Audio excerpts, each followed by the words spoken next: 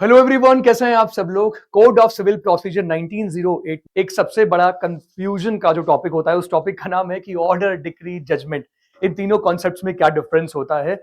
आज की इस वीडियो में हम इसी कॉन्सेप्ट के बारे में बात करेंगे और मैं आपको बहुत क्लियरली ये बताने वाला हूं अगले कुछ ही मिनटों में कि हम इनको कैसे इजीली डिफरेंशिएट कर सकते हैं। सीपीसी में ऑर्डर, डिक्री, जजमेंट, इन तीनों कॉन्सेप्ट्स का क्या डिफरेंस है और इसके बाद में आपको इन तीनों कॉन्सेप्ट्स में किसी भी तरीके का कंफ्यूजन नहीं होगा। तो सबसे पहले स्टार्ट करते हैं डिक्री से। तो डिक्री के बारे में बात करता है section 2 clause 2 of the code of civil procedure 1908। अगर आपके पास में बेराक्ट है तो बेराक्ट में, सीपीसी के बेराक्ट में आप ओपन कर लीजिए डेफिनेशन का जो सेक्शन है, और डेफिनेशन वाले पार्ट में जाकर आप जब सेक्शन नंबर 2 क्लॉज 2 देखेंगे तो वहां पे आपको डिक्री की डेफिनेशन मिलेगी। अब डिक्री की डेफिनेशन को, डिक्री को कैसे यहाँ पे बता रखा है। So it talks about, it is a formal expression. ये जो मैंने यहाँ पे आप FEACM जो लिखा है वो मैंने इंटेंशनली लिखा है सो दैट कि आप इसको क्लियरली लर्न कर सके। डिक्री के बारे में लिखा हुआ है that it is a formal expression of an adjudication.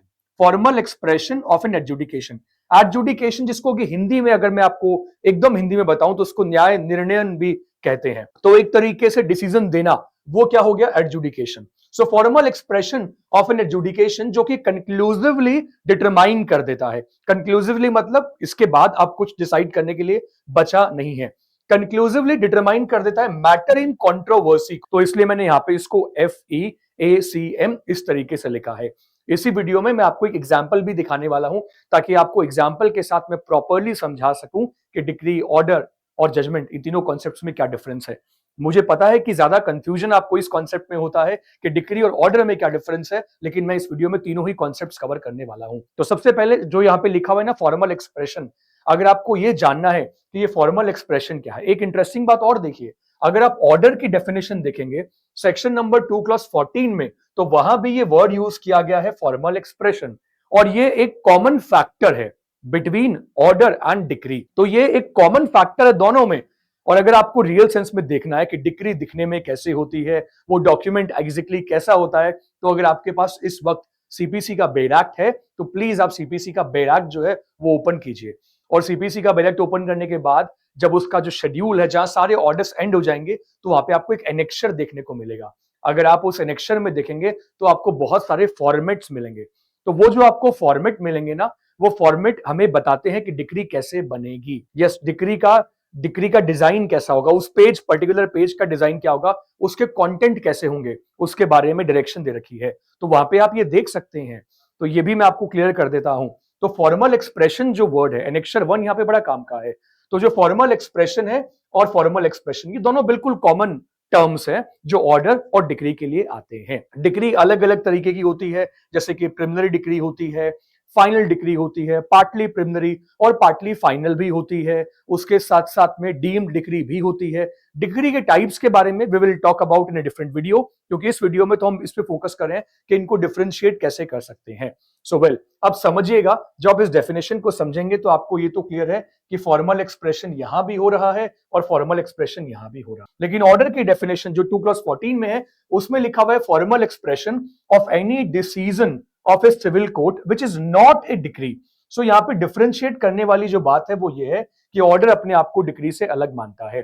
तो मैं आपको सबसे पहले अब क्लियर कर देता हूं कि डिक्री किस तरीके से काम करेगी। एक इंटरेस्टिंग बात डिक्री के बारे में जानिएगा कि डिक्री जो है वो जजमेंट का लास्ट पैराग्राफ होता है। Decree is the last paragraph of any judgment, right. तो ऑर्डर इससे अलग कैसे हो रहा है, तो जब भी कोई डिक्री आती है तो डिक्री लेने के लिए कोर्ट में प्लेंट फाइल किया जाए। क्या फाइल किया आता है, प्लेंट।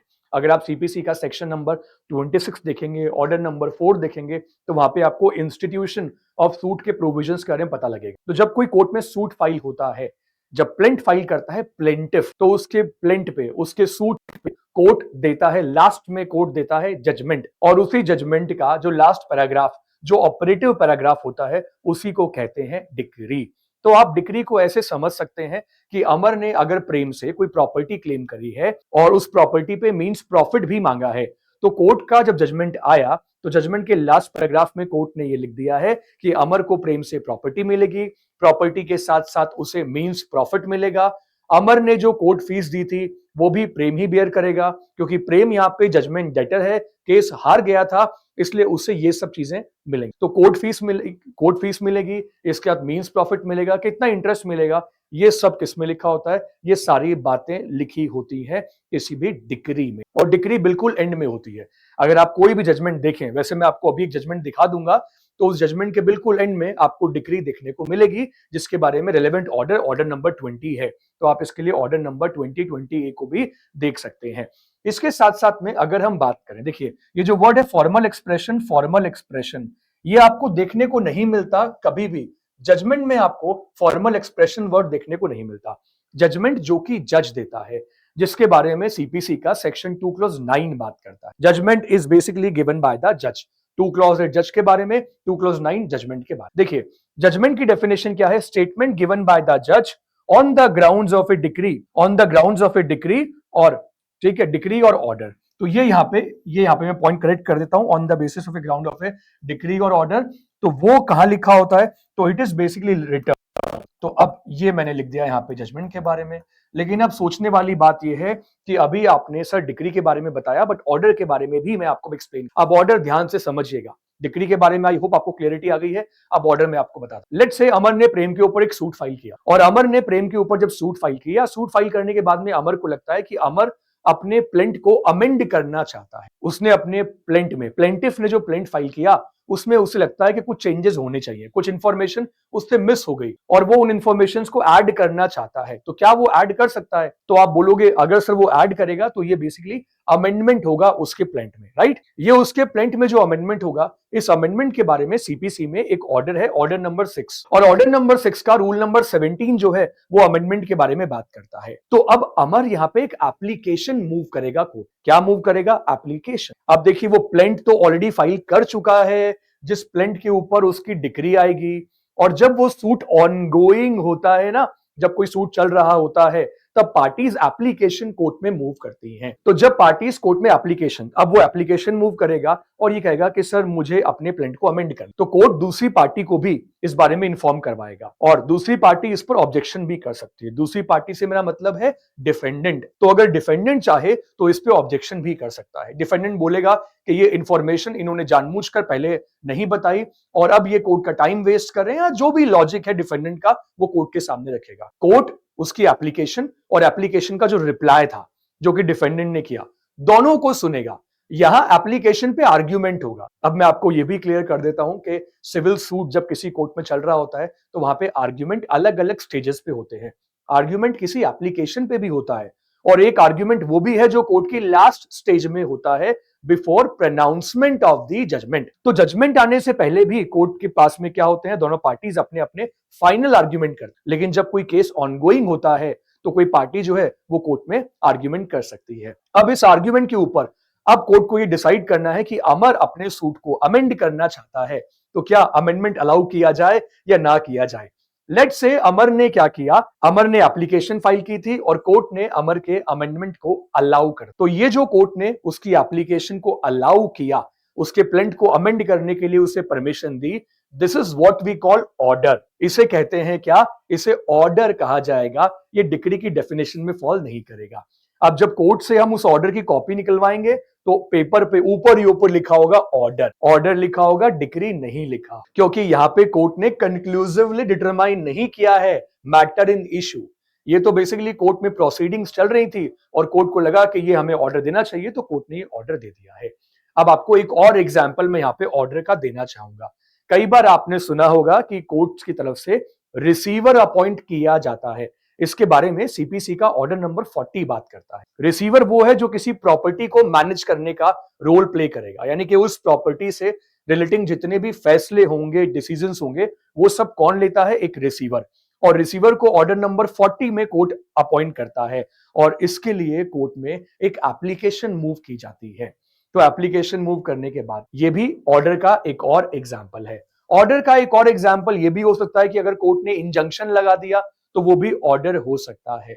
और आपको मैं बहुत ही सिंपल शब्दों में बताऊं तो आप ये समझिए कि जब कोई केस, सिविल केस यहाँ पे हम डिस्कस कर रहे हैं, since we are talking about code of civil procedure, इसलिए मैं बता रहा हूं, जब कोई कोर्ट में केस ऑनगोइंग होता है तो ऑनगोइंग प्रोसेस में ना कोर्ट बहुत बार मल्टीपल टाइम्स ऑर्डर इशू करता है, ऑर्डर इशू करता है, राइट। लेकिन वो ऑर्डर डिक्री की कैटेगरी में फॉल नहीं कर, वो सूट के नेचर के लिए रिक्वायर्ड होते हैं। कई बार कोर्ट को प्रॉपर्टी का प्रोटेक्शन करना होता है, पार्टीज के इंटरेस्ट को बचाना होता है, इसलिए कोर्ट ऑर्डर करता रहता है। लेकिन उस ऑर्डर में यह डिसाइड नहीं होता कि कौन जीता कौन हारा। और यही जो फाइनल ऑर्डर, अगर मैं आपको इनफॉर्मल तरीके से बताऊं कि अगर यही जब कोर्ट बहुत सारे ऑर्डर देने के बाद में फाइनल जब एक कंक्लूजन पे पहुंचता है, तो तब कोर्ट की साइड से आता है judgment. Now what is judgement?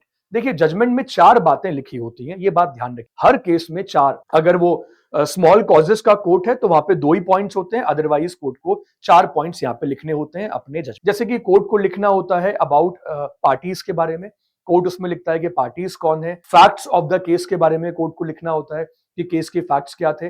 अच्छा, पार्टीज के बीच में इश्यूज क्या, तो इश्यूज यानी इसको बोलते हैं फ्रेमिंग ऑफ इश्यूज। ये इसके बारे में अलग अलग ऑर्डर बात करते हैं, ऑर्डर नंबर 10, ऑर्डर नंबर 14 इसके रिलेवेंट ऑर्डर्स है। लेकिन इश्यूज का मैं आपको एक एग्जांपल बता देता हूं। जैसे कि मैंने आपको बताया कि अमर प्रेम से प्रॉपर्टी क्लेम कर रहा है और प्रेम इस बात को डिनाई कर रहा है। प्रेम का कहना है कि ये प्रॉपर्टी अमर की है ही नहीं, तो ये एक इश्यू हो गया, ये एक इश्यू हो गया। जिस पॉइंट पे दोनों पार्टीज अलग अलग बातें बोलती हैं, उन्हें इश्यू कहा जाए। और जिस पॉइंट पे दोनों पार्टीज एग्री करती हैं, उसे इश्यू की कैटेगरी में नहीं रखा जाता। फॉर एग्जाम्पल, अमर प्रेम पे ये एलिगेशन लगाता है कि अमर ने प्रेम को 10 लाख रुपए दिए थे, और अगर प्रेम इस बात को एक्सेप्ट कर लेता है तो देयर इज नो इश्यू, और अगर प्रेम इस बात को डिनाई कर दे तो ये एक इश्यू बना है। तो कोर्ट यहाँ पे इश्यूज फ्रेम करता है। ये इश्यू फ्रेम स्टार्टिंग वाली स्टेजेस में ही हो जाता है, उसके बाद ट्रायल शुरू होता है, उसके बाद किसी सिविल केस का ट्रायल शुरू होता है। तो ये जब कोर्ट में इश्यूज फ्रेम हो जाते हैं, तो पार्टीज के बीच में क्या इश्यूज थे इसके बारे में जजमेंट में लिखा जाता है। उसके बाद तीसरा पॉइंट, कोर्ट का जजमेंट क्या है, तो कोर्ट अपना फैसला जजमेंट में लिखता है। और fourth point, reason of that जज, तो कोर्ट अपने जजमेंट में रीजन भी लिखता है। ये 4 बातें किसी भी जजमेंट में होती है। जजमेंट बहुत ज्यादा डिटेल्ड भी हो सकता है। अगर आप ऑनरेबल सुप्रीम कोर्ट के जजमेंट्स देखेंगे तो वो 500, 600, 700 पेजेस तक के भी जजमेंट आपको देखने को मिल जाते हैं। तो ये डिपेंड करता है नेचर ऑफ द सूट के ऊपर। जजमेंट में बहुत सारी बातें लिखी होती हैं और कई बार जजेस की कुछ पर्सनल ऑब्जर्वेशन भी जजमेंट का पार्ट होती है। तो ये 4 बातें मैंने आपको जजमेंट के बारे में बताई। ये केस के फैक्ट्स क्या हैं, ये जजमेंट में लिखा होता है, पार्टीज के बीच में इश्यूज क्या थे, कोर्ट का फैसला क्या है, और उसके बाद में कोर्ट इस जजमेंट पे कंक्लूजन पे क्यों पहुंचा, ये जजमेंट में लिखा होता है। उसके बाद जब वो जजमेंट वाला पेज एंड होता है, उसके बाद में लास्ट पेज पे डिक्री देखने को मिलती है, और उस डिक्री में लिखा होता है कि क्या क्या रिलीफ पार्टीज को मिला है। तो वो लिखा होता है लास्ट पेज पे। लेट मी शो यू, मैं आपको एक एग्जांपल यहाँ पे दिखा देता। तो अगर आप यहाँ पे देखेंगे तो यहाँ पे मैं आपको एक सूट दिखा रहा हूं। ये यहाँ पे अगर आप देखेंगे तो सीपीसी का एक सूट है और ऑर्डिनरी सिविल सूट है, और यहाँ पे पूरा ये जजमेंट जो है ये आपको देखने को मिलेगा। ये पूरा जजमेंट है, लेकिन यहाँ पे जो कंक्लूजन है उस कंक्लूजन के ऊपर बात, जैसे कि अगर आप यहाँ पे देखेंगे तो कॉस्ट ऑफ द सूट के बारे में लिखा हुआ है, कॉस्ट ऑफ द सूट के बारे में यहाँ पे लिखा हुआ है। And here you will see, यहाँ पे आप देखेंगे क्या, ये देखिएगा, यहाँ पे देखिए आप डिक्री इन ओरिजिनल सूट। तो this is what you will see. तो ये लिखा हुआ है, देखिए क्या, डिक्री इन ओरिजिनल सूट। ये जजमेंट के बिल्कुल एंड में गिवन है, और ऑर्डर नंबर 20 के रूल नंबर 6 और 7 का यहाँ पे रेफरेंस जो है वो यहाँ पे गिवन है। और अगर आप इसमें देखेंगे तो इसमें ऑनरेबल कोर्ट ने क्या ऑर्डर किया है, ये देखिए। तो ऑनरेबल कोर्ट ने, ये देखिए, जब भी आप डिक्री को देखेंगे तो डिक्री में यहाँ पे बेसिकली मनी का अमाउंट, पैसा इन्वॉल्व था, मनी रिकवर करनी थी। तो इसके लिए कोर्ट ने डिक्री में क्या लिखा है, कोर्ट ने लिखा है कि स्टैम्प फॉर प्लेंट, ये कॉस्ट ऑफ सूट आ गया। This is what we call cost of suit. ये वही कॉस्ट है जो आप इंडियन कॉन्ट्रैक्ट एक्ट पढ़ते हैं, तो इंडियन कॉन्ट्रैक्ट एक्ट के सेक्शन नंबर 125 में जब आप राइट ऑफ इंडेमनिटी होल्डर की बात करते हैं तो वहां पे आप 3 टर्म्स पढ़ते हैं, damages, sums and cost, damages, sums and cost. और आप लोगों को ये कंफ्यूजन होता है कि ये कॉस्ट क्या होती है, तो ये वही कॉस्ट है जो कि कोर्ट में दी गई है। तो this is the cost of the suit. और इस तरीके से यहाँ पे कोर्ट ने कैलकुलेट करके ये जो अमाउंट आप देख रहे हैं 9722, ये अमाउंट कोर्ट ने यहाँ पे कैलकुलेट करके, ऑनरेबल कोर्ट ने, और इस तरीके से आप ये देख रहे हैं कि ये एक डिक्री का प्रॉपर, ये डिक्री का प्रॉपर एक फॉर्मेट आ गया। ऑर्डर क्या है कि 6% इंटरेस्ट पे करना है, 7,55,000 प्लस 6% इंटरेस्ट यहाँ पे डिफेंडेंट को पे करने के लिए कोर्ट ने ऑर्डर यहाँ पे कर रखा है। तो ये बेसिकली डिक्री का, ये डिग्री का आपको मैं एक एग्जांपल देकर बता रहा हूं कि आप डिग्री को कैसे देखेंगे। So this is how you can look at it. आप इस तरीके से डिग्री को देख सकते। तो ये यहाँ पे लिखा हुआ है डिग्री इन ओरिजिनल्स। और पार्टीज के बीच में क्या डिस्प्यूट थे, अगर मैं यहाँ देखूं तो यहाँ पे आपको पार्टीज के बीच में सारे डिस्प्यूट ये सब आपको यहाँ पे देखने को मिल जाएगा। So is that clear? I really hope कि अब आपको प्रॉपर्ली समझ में आ गया है। मैंने आपको एक फॉर्मेट, एक पैटर्न मैंने आपको दिखाया है कि डिक्री का जो पैटर्न होता है वो किस तरीके से होता है। डिक्री से ही अपील फाइल की जा सकती है। एक और इंटरेस्टिंग बात, अगर इतने डिफरेंसेस की बात कर रहे हैं तो एक डिफरेंस मैं आपको और बता देता हूं कि सारे ऑर्डर अपीलेबल नहीं होते। Decree is always appealable but all orders are not appealable. इसके लिए हमें सीपीसी के रेलेवेंट सेक्शंस को देखना होता है। अभी मैं सेक्शन नहीं बताऊंगा, अदरवाइज आपको लगेगा कि मैंने बहुत ज्यादा सेक्शंस बता दिए। सो ताकि आप लोगों को ये सेक्शंस याद रहें, इसलिए मैं इंटेंशनली आपको बता देता हूं। सीपीसी में ये भी प्रोविजंस है कि ऐसे कौन कौन से ऑर्डर्स हैं जिनमें अपील की जा सकती है। अगर आपको ऑर्डर नंबर, सेक्शन नंबर पता है तो कमेंट सेक्शन में प्लीज कमेंट कर दीजिए कि सीपीसी में अपीलेबल ऑर्डर के बारे में कहां कहां लिखा हुआ है। अब इसके साथ साथ एक लास्ट एस्पेक्ट जो है वो भी मैं आप लोगों के साथ डिस्कस करना चाहूंगा। This is also a very crucial aspect. देखिए, डिक्री हमेशा ना कोर्ट की साइड से दी जाती है। तो जब भी आप ट्रिब्यूनल्स के बारे में पढ़ते हैं, जितने भी मेरे कंपनीज एक्ट के स्टूडेंट या जितने भी मेरे स्टूडेंट हैं जो सिक्योरिटी लॉज पढ़ते हैं, सीए वाले, सी स्टूडेंट्स, सीएमए, ये जितने भी कॉमर्स स्टूडेंट्स हैं जो मेजरली आप लोग पढ़ते हैं ट्रिब्यूनल्स के बारे में। तो जब आप ट्रिब्यूनल्स के बारे में पढ़ते हैं, एनसीएलटी के बारे में जब आप पढ़ते हैं, तो एनसीएलटी में आप क्या देखते हैं कि एनसीएलटी ने ऑर्डर दिया। एनसीएलटी ने ऑर्डर दिया। एनसीएलटी में आप कभी भी जजमेंट नहीं देखोगे। एनसीएलटी में you will always see orders. और NCLT, national company law tribunal में या national company law appellate tribunal में आपको हमेशा ये देखने को मिलेगा कि एनसीएलटी में एप्लीकेशन फाइल, राइट, सैट में एप्लीकेशन फाइल की है, तो वहां पे आपको एप्लीकेशन वर्ड मिलेगा, वहां पे आपको डिक्री वर्ड या जजमेंट वर्ड देखने को नहीं मिलेगा। Is it clear? ये बात आपको समझ में आई? तो ये बात आप हमेशा जब भी आप एनसीएलटी पढ़े, सेक्शन 408 देखें कंपनीज एक्ट का, जिससे कि एनसीएलटी के प्रोविजन स्टार्ट होते हैं, तो वहां पे याद रखिएगा।